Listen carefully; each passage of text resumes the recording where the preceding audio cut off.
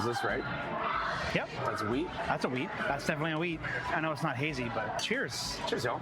Jamie and Trevor from the Beer Banter podcast on location at Great Lakes Brewpub. Great Lakes Brewpub, downtown.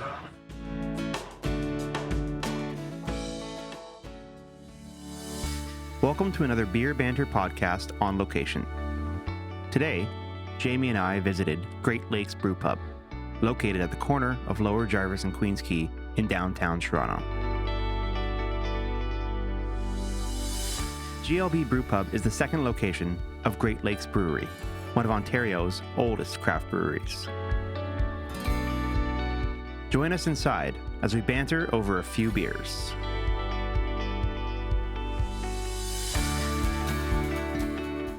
Located at beautiful Jarvis and Queens Quay. It is a really cool spot. Great spot to watch the game. Really good food. Great beer, obviously. Cool chandelier we'll show you. Great chandelier.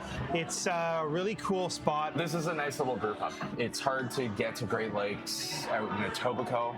Queensway and where you don't want to drive in Toronto. But you got a little restaurant here. You're downtown, close to everything. Nice little neighborhood. Beautiful spot. Yeah, great spot. Right by the water, right across from Sugar Beach. We mentioned before that we came here, had a fun night, St. Patrick's Day. Yeah, that was St. Patty's Day. Yeah. St. Patty with Maddie. St. Patty with Maddie. They played here. There was a great time. Yeah. We had a lot of stout, which was wonderful. I thought you were going to throw stout at me, but instead I got this XPA, which I believe is extra pale ale, but also it's 4.5%. So I'm light extra pale ale. Extra light pale ale. With Citra, because it's Citra, Citra addiction. And Jamie ordered me the Sugar Beach, which is, I just mentioned that. And you Sugar Beach? You Sugar Beach it. Urban wheat ale. You Sugar Beach it. Yeah, that's sugar, not salt. I love PAA. I love how it makes me pass out every time I sniff it. I love going home with white fingertips. Yeah, I love the white fingertips. I love white. Oh, that initial burn you get. Yeah. Oh, it's a little bit. Oh, it's fine. Acid bitch. Fine. I don't need gloves right now. No. I'm just like changing things out. Yeah. Like everything's gonna be fine. And then you're like, oh my God. Yeah. I have no feelings left. Like caustic, I won't fuck around with. But every once in a while, I'll handle Sandy without gloves and I'll immediately regret it. Yeah. Gloves for fucking everything. Everything. Glasses, I've had a drop. Like I've had a drop like right there, and then there's like a white scabby thing on your eye. Wear your PPE. PPE. Yeah. It's better if you do. You look better, you might smell cleaner, but you're safer. My very first tank I ever CIP'd, I did not double valve and it was a 100 hec fermenter. Huge. So there's a lot of pressure in that CIP arm. But I didn't double valve my CIP ball arm with my hot liquor hose. So instead I just went to remove it. Shot me right here. I had red blisters here for... You were more ginger? More, yeah, it's more. I was as red as the day is young. Wow. Yeah. Day of the dawn. Yeah. Day of the dawn. Dawn of the red. Dawn of the day. Dawn of the dead. Yeah. Dawn of the red. Red Dawn. Red Dawn. That's a great movie. Went out on the patio, had a few beers, had my t-shirt on. Would look up every once in a while, like, oh. You peeled the cotton off of your skin. Yeah. Yeah, it'll get you, man. Learned my lesson once. Yeah, never do that again. I feel like that's everything in brewing. Is like you gotta kind of like fuck it up once, and then you really learn. You learn the hard way. Luckily, that was like the only real injury I've ever had on the job. Yeah. Next time. Yeah. And then like Trevor without a hand wouldn't be able to properly edit this podcast. So I mean, I'd need a special mouse. One of those middle finger mouses. It's your lifeline. That's your phone call. Like, you don't have one anymore. Yeah. Your hands. I'm calling Regis Philbin and asking him, how do I become a millionaire? Lifeline? Yeah. Who wants to be a millionaire? It's my worst injury. I've had hot water in the boot. Not terrible, but had some hot liquor in the boot. The lesson learned there was put your pants over your boots. Yeah. That helps. Yeah, that does, yeah. Because it happened a second time and it was like, oh, it just sort of deflated flex a little bit. Yeah. You get hot area, but it's not like I have hot liquid in my boot and my foot's burning alive now. Yeah. Pressure release before you dry hop. It's a good one. Do a little depth charge too. Yeah. Throw like 10% of the hops you're going to use in there. Let it sit. Let the CO2 come up. You don't put a tea bag in and drink it right away. You got to let that baby steep. Yeah. It's the same thing. As long as you have CO2 going in, it'll still create a blanket. Yeah. And when you throw a little bit of hops in there to let the wort react to that and build up its own CO2, and because the acids in the hops are going to start, And that's what we want. Yeah. Oh yeah. Want Of course. that. Of course. So like that's a pretty integral step of doing that, right? Like Every video I see of a geyser coming out of a 4-inch manway, it's awesome. On top of a fermenter is just, it's awesome, but it's like it's awesome to see, but it's wow, so preventable. What a tragedy, and yeah, you just gotta like put the time in. I feel like a lot of the time, it's as brewers, we think we have so much time in between the steps, and like, oh, I can go and get this done in that time, and then it ends up, it's a pretty big task, and you don't realize, and you gotta take your time with it and treat it finely. You can't just like hustle through things, which is one of the things that's like hurry up and wait. The best pieces of advice I ever got: always ask yourself 2 questions before you go and do things. One is this going to hurt me? And number 2 is this going to kill me? Pretty sage advice. I'm here to get wasted and die. Yeah. I'm always just like, oh, yeah, that's good. Yeah, I mean, it becomes second. Like, it's a muscle memory kind of thing. Like, you're going to CIP a tank, and everyone has their own ways. Did you say ICP a tank? ICP, yeah. Juggalos for life, bitch. ICP. St. Clown Posse, yo. I didn't even try this yet. Yeah, it's good. I'll try your bad boy. Oh yeah, that's pretty weedy. I thought it'd be a little hazier. That's why it was. Yeah, they're just way too good at filtering it. That's that delicious. one. That's delicious. Nice little lemon hit at the end. Yep. It's crisp. It's refreshing. Yeah. Totally a patio crusher. Yep. For me, totally crush one of these. in Could be patio. the season one day. Yesterday was 17 degrees and sunny. Today is 11 degrees and rainy. Yeah. This is a safety podcast. Yeah. This is talking about safety. And looking out for each other. Yeah. It is also good to have somebody on standby. It is. Yeah. And find a way. Yeah. Life finds a way. Finds a way. Life finds a way. Talk about a guy who knew exactly what the fuck he wanted to do. And when I hear about him, Like a guy with a vision. when I hear him in an interview talk about how he was in school and he didn't get great marks in school, like that's me. I didn't get great marks either. And I was forced, like in my later years of high school, I realized I needed to get great marks or else they were going to keep me there. Yeah. So I was like, oh, I'm going to buckle down, and got like 89 in math. I always got like 50s in math. Like I don't not know how to do math. I just don't want to fucking do math. Yeah. Like it's not. I think a lot of it in school for us was just like, I just don't want to do it. Yeah, that's another reason why Good Will Hunting is one of my favorite movies ever. He's one of the smartest guys in the world at that time, and he doesn't want to just be what everyone wants him to be. He's one of he literally says to himself, he doesn't want to. Yeah, it's a great job, but I'm gonna be a fucking lab rat. Sit in a room and do long division for the next 50 years. Probably make some nice bank, though. I'm gonna be a fucking lab rat. Brewing thing that I can be creative at while still feeling like I'm doing something not helping, but it's Oh, it helps me. it helps, yeah. Oh, it helps. But it's, you put all your work into, say you have a job, you're an accountant, it's great. You're just crunching numbers. And at the end of the day, you're like, okay, great, I crunched some numbers. And maybe your salary is like really good, but at the end of the day, like I couldn't feel satisfied with that. But brewing beer, it's like you work really hard at, it all starts with, what are we gonna brew? Yeah. Then you decide on what you're gonna brew. Okay, now we need a recipe. Okay, great, there's your recipe. You spend hours on that. Then you're like, okay, order ingredients. You order ingredients. That takes That time. days to weeks, however you order them. Then you're processing the ingredients and you're doing the brew day, and then that takes hours.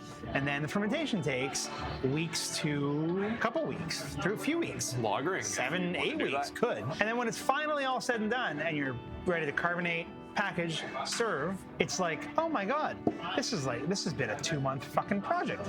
Tastes delicious. And it's all Or creative because it doesn't. well, typically it also- does if you know what you're doing. But and then sometimes you know what you're doing, and you're like, actually, that's not at all what I wanted. And that's another aspect of brewing is you can do these little experiments to make sure that what you're brewing on a 10,000 liter scale is good on a 1 liter scale kind of thing. So you can do all these tabletop experiments and bench trials and stuff, but at the end of the 2 or 3 months it took you to create the recipe, order the ingredients, process the ingredients, do the brew day, monitor fermentation, transfer to conditioning tank, then condition, carbonate, package, and drink. You can just kind of see or feel or think about all those days that you spent on a specific beer. Monitoring and watching. And at the end of the day, you can enjoy it with people that you enjoy working with. Not even that you work with, but like your friends come over to the brewery that you work at, and it's like, hey, yeah, cheers, whatever. It's like you love art. Yeah. Like I love a good painting or a piece of art. I mean, Da Vinci didn't paint everything that was amazing. No. The things that he did that were amazing are in the Louvre. Are amazing. Yeah. But the art, the creativity aspect of it is obviously amazing. But the artistic aspect is we get to enjoy this with people that give you immediate feedback because of like what it does to you, taste, flavor, relation. If it's a mushroom beer, Trevor's not going to like it. Definitely not. So there's just like, there's all those components of it that I said no to a mushroom beer numerous times. Yeah. There's too much room for error. I will not do it. Nice. Hey, that one's for you. You know who you are. Yeah, it's good. It's creativity, you know. That's what we love about it. You create something from nothing. Yeah. Or 4 things. 4 things. Fuck around with it. You had nothing at one point, then you use ingredients, typically 4 ingredients. Yeah.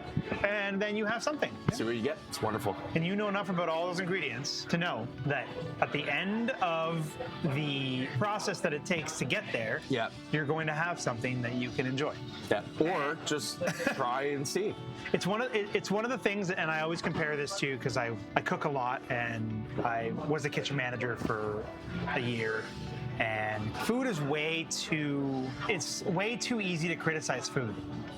Because everyone eats food. Everyone eats food. Not everyone drinks beer. Yeah. Or drinks wine. Yeah. Or drinks a cocktail. Or they have dietary restrictions. Or dietary, yeah.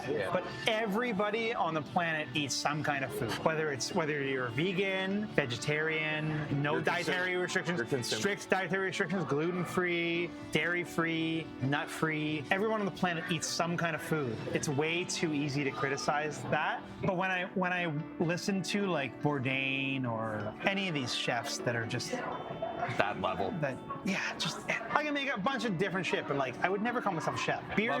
But beer is different because the people who drink beer, it will at very least get them drunk. So they're more privy to like want to enjoy it because they want to. If somebody's a food critic, they'll have a meal in front of them and they will immediately be like looking for something. They look for the flaws. They're immediately in their brain, what flaws could be in this risotto? What flaws could be in this filet mignon? I feel like with us being brewers and the people out there that are brewers as well, and beer aficionados, they're doing the same. Yeah. That's why there's like ratings and whatever, like there is that out there where beer advocate, whatever the rating sites are, I don't know and I don't care. I don't really look at them, but like Untapped. Like that's available for you, and consumer feedback is good.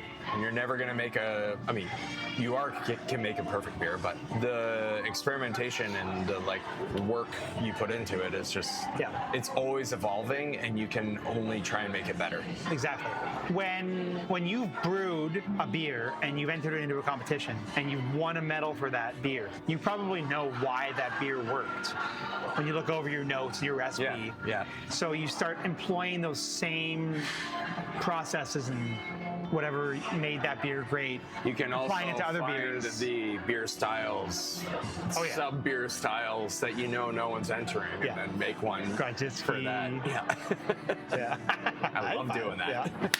You cleaned up at the Ontario Brewing Awards one year. Yeah. I remember that. make smoked sours. No one likes those. No one likes them. No one drinks them. That's so good. But it's an easy way in and out. Yeah. I mean, that's. But they also are good because they're completely unique. Yeah. It's, Yeah, we're gonna do another round. I'm gonna do the noon is good because he had that. It was delicious. Yeah, really good. I'm gonna get in the Great Lakes Stout on Nitro. Yeah. Hey, Trev. Hey, Jamie. And we're back. And we're back. Jamie was in the loo, so I ordered the beers for him and me. I just got what I would assume he would have gotten for me. I stepped away for a second, and now we're back. Trevor made a choice for us. This is the Nitro Stout. And he's gonna try and split the G. I don't think you'll have a problem. What did you get? I got the Noon is Breakfast. good. Noon is good. You got breakfast. Because yours was really good, yeah. So I had a breakfast IPA. It's a lighter IPA and very citrus forward. Yeah. So not like a mimosa, I don't think, but it would be great with a plate of eggs, sausage, and potatoes. Oh yeah. And some white toast. Or waffles and with a little pancakes HP or sauce on there. Light, refreshing, not very bitter. All right, well, here we go. Here we go. Cheers.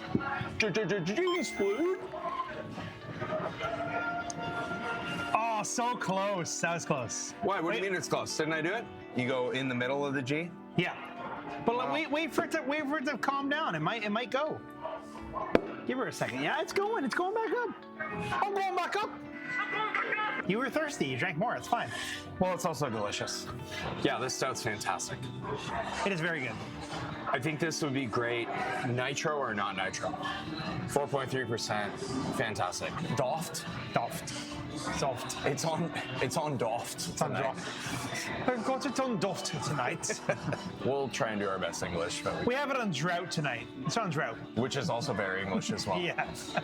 I do love seeing cans flying around here. So much garbage. I picked up some garbage on my way here. There's no garbage bins down here. It is construction. Yeah, it's kind of weird. Don't tell me my business, devil woman. Don't tell me my business, devil woman. Do you have 3 hours of your day to Do you have time for 3 hours of a podcast? No. No. I put in the work. We put in the work. This is a hard-working man. That's why they call him the working man. I guess that's what I am. No. What's your favorite lager style? I love the Pilsner. Yeah. I love like a good Czech Pilsner. Czech Pils. Yeah. I just love the hoppy punch it gives you because it's usually around 30, 35 IBUs. Yeah. And then just that like nice crispiness as well. Like a Svetli Lezak. Yeah. Godspeed Svetli Lezak. Yeah. So fucking good. Yeah. Or True History is just a Pils. Fucking great. Great beer. Yeah. What about you? Favorite lager style? Anywhere in the world? Svetli from Godspeed is fantastic. It's really good, yeah. But big time, this is a very affordable cut for people. But Jeever? Sorry, Laker? Laker, it's a buck a beer. Jeever? Laker. It looks like fever, but it's Jeever. Jeever is more Maybe it's a soft J. Hever. Hever? I don't know. We're butchering this. Yeah. I'm sorry. Terrible. It's like $2.80 a can or something. Yeah. Very affordable. Yeah. And a fantastic Pils. Yeah. I'm a big fan of Czech Bar as well. Czech Bar, obviously. That's where Budweiser came from. Budvar is what it used to be called. On that, Budweiser. All potatoes.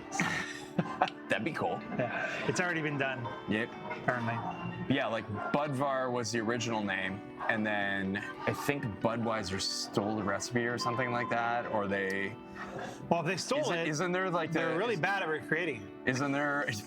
Well, this could be a Mandela effect story, or also true history for a Pilsner. Yes. One of the Americans, they went to Czech Republic and dipped the tie in, and then got the wort and then extracted the recipe Nice. out of the tank, Yeah. and then took it back to America. And scientists extrapolated, and then they're like, their "Now we findings can make- were, this is beer. Yeah, we can make the best beer in the world now." And then they made the best beer in the world, Budweiser.